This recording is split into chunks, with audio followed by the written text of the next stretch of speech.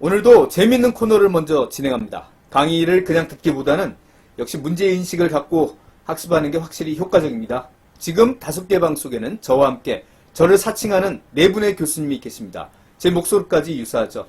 자, 여러분이 저를 꺼내주십시오. 이제 원포인트 인스타그램 마케팅과 관련된 강의를 해주시는데 이 중에 가장 정답에 가까운 얘기해 주시는 분이 여러분의 베프입니다. 자, 시작하겠습니다. 1번, 인스타그램은 게시물에 링크를 걸 수 없어서 개인 이용자들은 사업자 이상으로 불편해한다. 2. 인스타그램에서는 공유할 수 있는 방법이 없으므로 꼭 공유해야 한다면 다른 SNS를 이용할 수밖에 없다. 3. 인스타그램은 언제든지 비즈니스 계정에서 개인 계정으로 전환할 수 있다. 전환하더라도 비즈니스 계정에 광고 게시물은 계속 유지된다. 4. 개인이 무료로 광고성 게시물을 게재한다면 인스타그램은 다른 SNS에 비해 노출되기 힘들다. 5. 인스타그램은 개인 계정이 상업적 용도로 사용되는 것을 억제하기 위해 개인 계정에서 비즈니스 계정으로 전환하여 사용토록 유도하고 있다. 예, 잘 들으셨나요? 네, 서로 비슷비슷하게 다 정답같이 들리는데요. 자, 문제를 잘 기억하고 계시면서 이어지는 본 강의를 다 들어보신 후에 가장 정답에 가까운 강의해주신 진짜 베프의 번호를 출첵용으로 해당 시간에만 제출해 주시기 바랍니다. 감사합니다. 오늘도 랜선 수강생분의 첫 질문으로 시작합니다. 말씀해 주시죠. 네, 올해 2020년 7월 기준으로 인스타그램 팔로워 1순위 1위인 블랙핑크 리사 양을 닮은 수강생분이시네요. 지금부터 인스타그램의 특징을 토대로 그 성공 배경을 알잘딱달센하게 말씀드릴게요. 근데 이 가사처럼 말씀이죠. 뚜두뚜두라는 노래 이해 안 되는 부분이 있습니다. 착한 척은 못하는데 쉽게 웃어준다니 무슨 말씀이죠? 약간 앞뒤가 좀 안 맞는 듯 했어요. 인스타그램은 인스턴트와 텔레그램의 결합어죠. 사진 찍고 즉시 필터를 적용해서 원하는 느낌의 사진을 만들어 공유한다는 그런 의미입니다. 블로그에 글쓰기라는 거에 번거로움, 그리고 타인과 관계를 맺는 페북에 부담되는 그런 사람들에게 적합한 채널이죠. 보통 인스타그램은 사진 보고 나서 글을 보는 순서로 돼 있죠. 그래서 앞서 접하는 정보인 이미지가 뒤이어 나오는 그 텍스트를 지배하는 그런 특징이 있습니다. 마치 처음 보는 얼굴 잘생긴 남자가 말 잘 안 할 때 우리는 어떻게 표현하죠? 어눌하다라기보다는 과묵한 존먼남으로 보이는 것처럼 말이죠.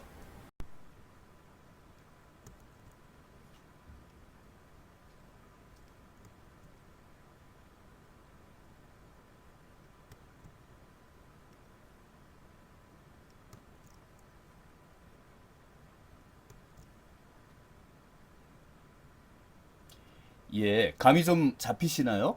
제가 의도한 정답은 바로 이건데요. 네, 어떠신가요? 공감 좀 가시나요? 네, 2020년 정도만 해도 인스타그램은 MZ세대층 전용 플랫폼이라고 했었는데요. 요새는 40, 50 세대층까지도 생활 플랫폼으로 이 인스타그램에 노출되는 분들이 상당히 많아졌죠. 방문자 기준으로는 역시 유튜브가 압도적이죠. 네, 폐쇄적이긴 하지만 30대 이상의 중장년층이 동호회 활동 등으로 이용하는 밴드가 그 뒤를 잇는 게 흥미롭고요. 그러나 추세로 볼 때 매년 성장세를 보이는 인스타그램이 2위로 등극할 듯 합니다. 페이스북은 예전의 명성에서 좀 가라앉는 그런 추세를 보이고 있죠. 가장 많이 이용하는 SNS 순위에서 역시 인스타그램은 젊은 MZ세대층에서 압도적 우위를 보이고 있죠. 그래도 페이스북은 Z세대인 10대와 20대에서 아직도 2위에 있다는 점 좀 인상적이네요. 이용자들이 한 달간 얼마나 머무르는지를 보면 인스타그램 상승세만큼이나 페이스북의 하강세를 느끼게 해줍니다. 같은 회사 계열사지만 계속해서 페북 이용층이 인스타그램으로 이탈하는 이런 한 지붕 두 가족이라고 할 수 있어요. 인스타그램의 가장 큰 특징 중 하나는 비실명 계정입니다. 이메일 주소나 전화번호만으로도 개설이 가능한 것이죠. 계정은 5개까지 가능하니까 관심 카테고리별로 구분해서 5개를 만들어 놓고 왔다 갔다 하면서 운영하셔도 좋겠네요. 네, 인스타그램은 링크가 없죠. 이 점은 상업적 이용자에게는 불편함이 따르겠지만 개인 이용자들은 어때요? 환호할 만하죠. 상업적 색채가 줄어들기 때문에요. 또한 인스타그램에서는 좋아요, 댓글은 가능하지만 공유는 할 수 없습니다. 공유 버튼이 없다는 거죠. 다만 별도 앱으로 하게 되죠. 대체로 페북보다는 광고나 상업적 색채에 민감한 편이지만 이미지만 좋으면 광고도 용서가 되는 편입니다. 그래서 인스타 마케팅에서 차지하는 이미지 발굴이나 제작의 비중이 매우 크다고 할 수 있습니다. 자, 그럼 이제부터 인스타그램이 어떻게 이렇게 성장해 왔는지 그 성장 배경을 한번 살펴볼까 합니다. 아마 강의 멘트가 없이 영상으로 제가 꾸며봤는데 음악과 함께 그냥 감상해 보시길 바랍니다.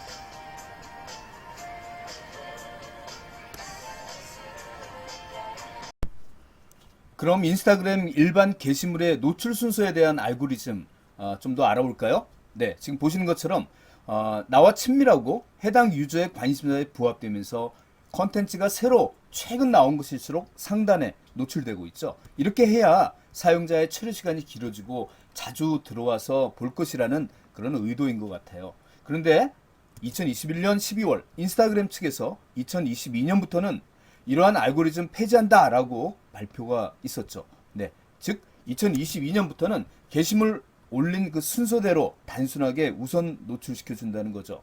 뭐 그런 배경에는 이런 취지의 내부 고발이 있었다네요. 그러나 2022년 말 현 시점에서도 아직 이러한 발표는 시행되지는 않고 있어요. 다만 2022년 중반에 이런 현재 이 알고리즘이 색다른 시도를 감행했죠. 알고리즘은 원래 인플루언서 중심으로 형성되어 있어 좋은 인플루언서들이 활동하기 편하게끔 지원하도록 되어 있는데요. 그들이 생산 추천하는 그런 컨텐츠를 팔로워들에게 잘 연결시켜 주는 거죠. 근데 문제는 팔로워만 많고 활동력이 정체되어 있거나 나태해진 그런 메가 인플루언서들도 많아진다는 거죠. 그래서 알고리즘은 분기별 정도 해서 정기적으로 한 번씩 물갈이를 해왔다고 해요. 리프레시 같은 개념이죠. 고인물 인플루언서들을 좀 내리고 떡검을 받아가면서 크게 노력하는 모습을 보이는 일부 마이크로 인플루언서들을 위쪽으로 올려준다는 거예요. 네, 어느 날 갑자기 메가 인플루언서의 도달률이 갑자기 떨어지거나 마이크로 인플루언서의 도달률이 갑자기 올라가는 경험을 한다는 거예요. 네, 크게 뭐 잘못되거나 잘한 일도 없는데 말이죠. 근데 2022년 5월에는 웬만한 인플루언서들을 대부분 한 번씩 건드렸다는 네, 그런 얘기가 나오고 있죠. 거의 80% 인플루언서 도달률이 크게 떨어지는 반면에 10% 안팎의 인플루언서는 도달률이 갑자기 높아졌다는 거죠. 어쨌든 2023년 인스타그램의 알고리즘이 궁금해지네요. 앞서 발표대로 기존 알고리즘을 폐지할지 아니면 현재처럼 커다란 물갈이만 계속할지 말이죠.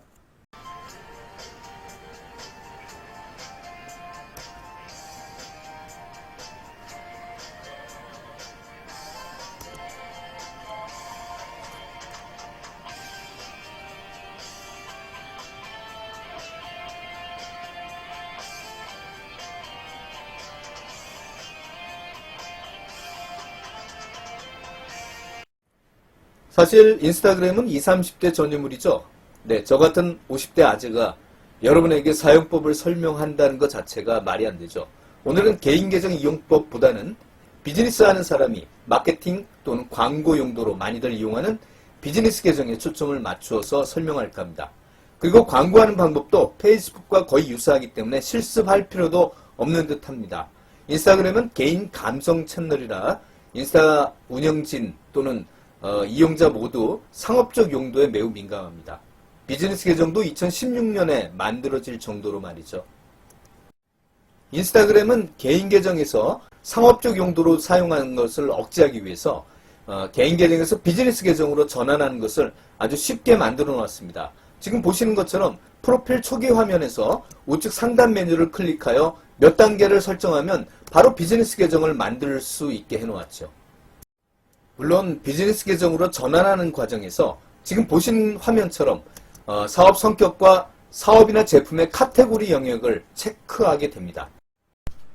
비즈니스 계정인 페이지로 계정 전환하는 가운데 여러 버튼을 좀 눌러야 되는데요. 그중 중요한 부분은 페북과의 연결 옵션이죠. 인스타그램에서 광고하려면 어쨌든 페북 계정과 연결되어 있어야 돼요. 그런데 당분간은 나는 광고 없이 컨텐츠나 팔로워 쌓는 데만 집중하고 싶어요 라고 하는 분들은 그냥 나중에 하기를 선택하시면 돼요. 추후에 언제든 다시 설정으로 들어와서 페북 페이지에 연결할 수 있으니까요. 그때 나중에 이제 광고가 필요할 때 잊지 마시고 다시 연결하시기 바랍니다. 자, 이제 최종적으로 비즈니스 계정으로 전환이 완성되었다면 인스타그램 비즈니스 화면은 이렇게 나오게 됩니다. 개인 계정과 다른 점이 세 가지 눈에 띄죠. 게시물을 광고하는 홍보 버튼, 네. 그리고 비즈니스 하는 사람에게 가장 중요한 버튼이죠. 연락처 버튼이 붙게 되네요. 그리고 광고 효과로서 인구 통계 결과나 도달 노출률들을 확인을 할 수 있는 인사이트 화면이 또 나오네요. 광고에서 타겟팅하는 이 화면도 페이스북이라는 같은 회사 아니랄까봐 거의 유사한 형태로 되어 있죠. 자, 타겟팅하는 과정에서 인스타그램에서 예산의 구간대 선정할 때는 페북과 다른 점이 하나 있습니다. 인스타그램은 페이스북처럼 공유하는 기능이 없기 때문에 확산성이 떨어진다는 점이죠. 그래서 지금 보시는 화면처럼 예산별로 도달수의 구간이 제시된다면 거의 최소 수치가 정확하다고 보시면 되겠습니다. 자, 비즈니스 계정을 어느 정도 다 활용하셨다면 이제 개인 계정으로 전환하는 것도 쉽습니다. 아까 개인 계정에서 비즈니스 계정으로 전환하는 거랑 거의 비슷하기 때문이죠. 다만 유의할 사항은 있죠. 바로 이 점이죠. 네, 다 읽어보셨나요? 네, 넘어가겠습니다. 앞서 말씀드린 대로 비즈니스 계정에선 자유롭게 상업적으로 홍보할 수 있는데 말이죠. 홍보할 때는 처음부터 광고 예산 모두 집행하기보다는 일부만 테스트해가면서 그 결과를 보여주는 그 인사이트 리포트를 확인해가고 그러면 가운데 광고를 조정해가면서 나중에 전체적으로 시행하는 게 바람직하죠. 여러분은 이 질문에 대한 답변 대충 상상되시나요? 네, 한마디로 금물이에요. 사용자들과 인스타그램 알고리즘 입장에서는 인스타그램 계정 주인이 다양한 기능을 이용하는 걸 선호하죠. 이를테면 이런 거 말이죠. 네, 가령 젊은 층 사용자들이 어떤 계정에 들어왔는데 한두 가지 기능만 그냥 이용하게 한다면 지루함을 느끼게 만드는 거죠. 네, 그래서 물론 재미와 유익함 이전에 고품질 사진은 기반이 되어야 되겠죠, 당연히. 그럼 이 질문에 대한 정답은 무엇일까요? 네, 바로 이거겠죠. 인스타그램의 스마트폰 이용층은 대체로 한 영상에서 10에서 15초 이상 머무르지 않는다고 해요. 그럼 인스타그램의 다양한 기능에는 무엇이 있을까요? 우선 스토리 기능이에요. 공식 계정을 보유한 브랜드의 80%가 스토리 기능은 성공적 마케팅에 큰 영향을 미쳤다라고 하네요.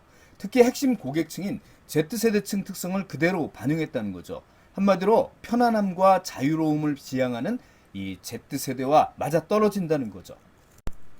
기업이 만든 광고에 대해 신뢰감이 떨어져서 이제 광고나 브랜딩은 앞으로 두 가지 형태로 전환된다고 하죠.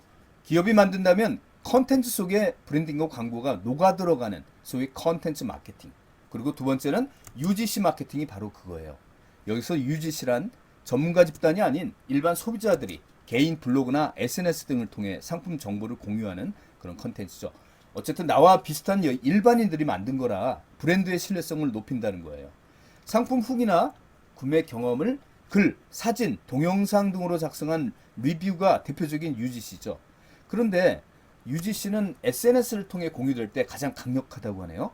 네, SNS 중에서도 인스타그램이 가장 공유 효과와 고객 유입 효과가 높다는데요.